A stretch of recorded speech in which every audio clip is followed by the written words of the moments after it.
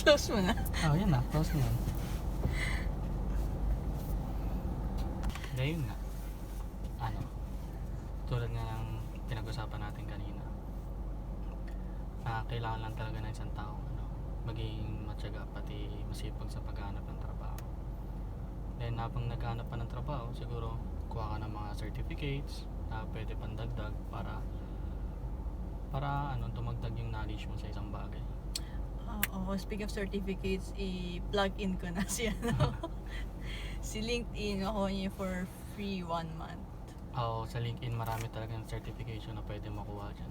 Yan, yung LinkedIn, ayusin niyo yung profile niyo. Kasi ako, actually, 2 jobs ko. Sa LinkedIn lang ako pinigyan ng HR. So, pabanguhin niyo yun, ayusin niyo para mapansin kayo ng mga headhunters. Maganda rin maghanap ka rin ng mga free webinars or seminars na pwede mo ma-attend na may certificate. Yung mga related sa current career nyo, saka sa career path na gusto nyo tahakin. Kasi marami naman dyan tulad nga nung sa akin, marami ako nakikita.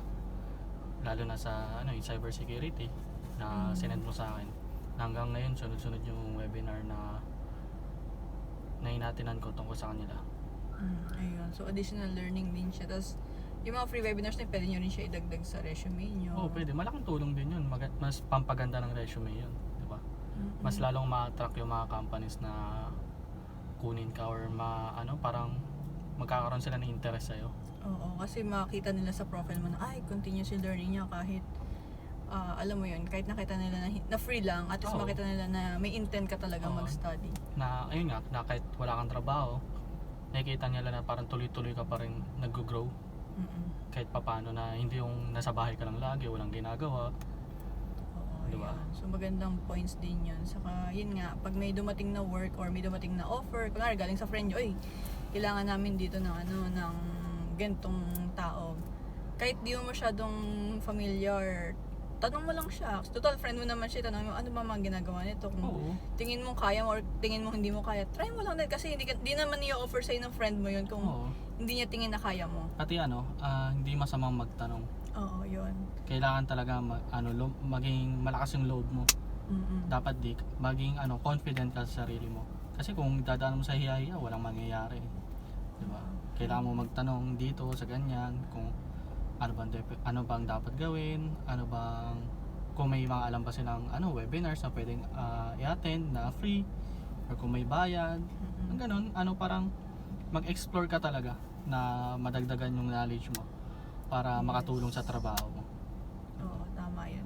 Yan, sa trabaho saka sa paghahanap. Oo, trabaho pati sa paghahanap. Sa paghahanap. Lalo na talaga sa paghahanap ngayon. Kasi mahirap talaga maghanap ng trabaho. Diyos ko po. At saka kung, kunwari kahit currently mayroon kayong work, kasi sa sister ko, parang ang tagal na niya, 5 years na siya, tapos nagtsatsaga siya, tapos recently niya lang nalaman na, ganito na pala ate yung market value ko.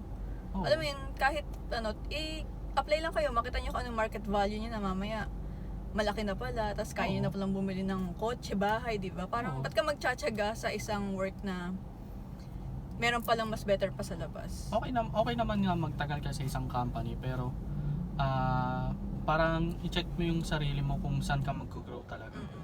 Check mo kung sa company na to, kung magtagal ka, mag-grow ka ba dito, tataas ba yung value mo as a employee, di ba? Or mabilis lang ba ma-promote, di ba?